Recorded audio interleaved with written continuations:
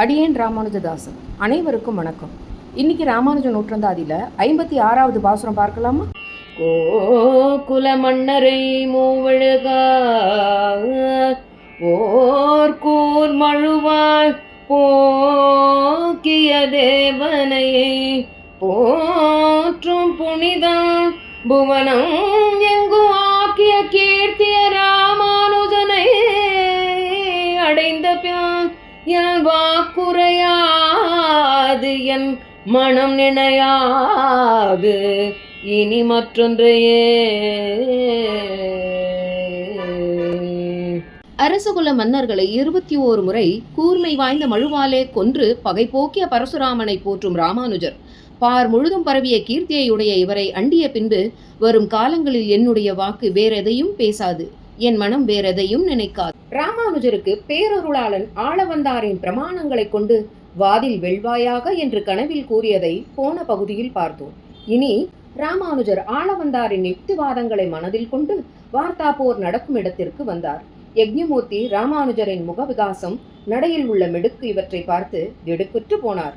நேற்று இவர் மடத்திற்கு செல்லும் போது முகத்தில் காந்தி குறைந்து வருத்தத்துடன் சென்றாரே, இப்பொழுது நம் போன்ற வாதிகள் வெல்லும் வாத கதலியை அழிக்கும் வாரணமாய் வருகிறாரே, அதாவது நம்மை போன்றவர்கள் செய்யும் வாதம் என்ற களியாட்டத்தை அழிக்க வரும் யானை என்று அர்த்தம். பெருமை தோன்ற வருகிறாரே ராமானுஜர், இதற்கு என்ன காரணம் என்று சிந்தித்து பகவானின் அனுகிரகத்தால் இவர் மிகப்பொலிவுடன் காணப்படுகிறார், இவரை வெல்ல இயலாது என்று தீர்மானித்து உடனே தன் இருக்கையில் இருந்து எழுந்து உடையவரை எதிர்கொண்டு அழைத்தார். ராமானுஜர் ஆசனத்தில் அமர்ந்தவுடன் அவரை அநேகம் தடவைகள் சேவித்து எழுந்தார். சுவாமி, தங்களிடம் அடியேன் தோற்றுவிட்டேன் என்று பணிவுடன் சொன்னார். மேலும் உடையவரின் பாதுகைகளை தன் சிரசில் வைத்து அடியேனை ஏற்றுக்கொண்டு அருள வேண்டும் என்று கேட்டுக்கொண்டார். உடையவர் இதை கண்டு ஆச்சரியப்பட்டு, ஏன் இப்படி செய்கிறீர்கள், வாதம் செய்ய வேண்டாமா என்று கேட்க, தங்களுக்கு பகவான் பிரத்யக்ஷமான பின்பு தங்கள் முன்பு அடியேன் வாய் பேசவும் முடியுமோ என்று தாழ்மையுடன் பதில் சொன்னார். பின்னர் எதிராஜர் பல யுக்திகளையும் கொண்டு விசிஷ்டாத்வைத சித்தாந்தத்தை ஸ்தாபித்தார். அத்வைத்த சந்நியாசியான யக்ஞமூர்த்தி இவற்றிற்கு பதில் சொல்ல முடியாது என நிச்சயித்து தமது ஏகதண்டத்தை முறித்து தனக்கு திருதண்ட காஷாயாதிகளை கொடுக்க வேண்டும் என்று கேட்டுக்கொண்டார்.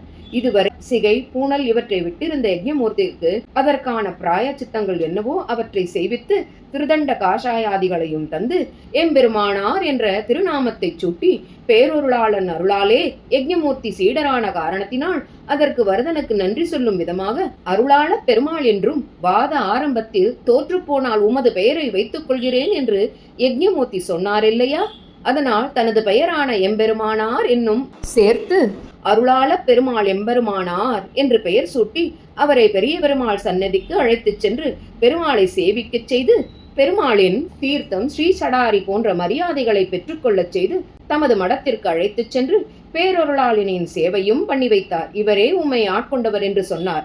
மேலும் அடுத்த பகுதியில் பார்ப்போம்.